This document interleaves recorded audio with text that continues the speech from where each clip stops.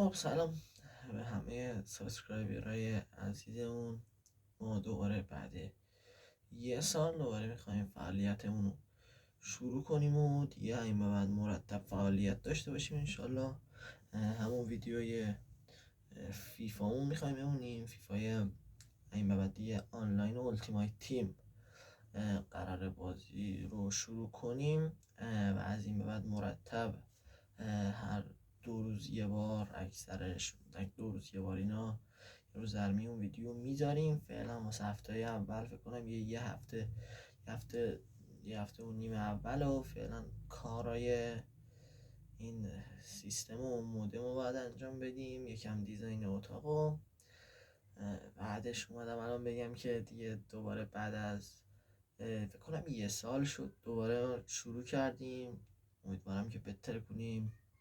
همتون گرم، ببرید این پیج بالا. مرسی، چاکرم.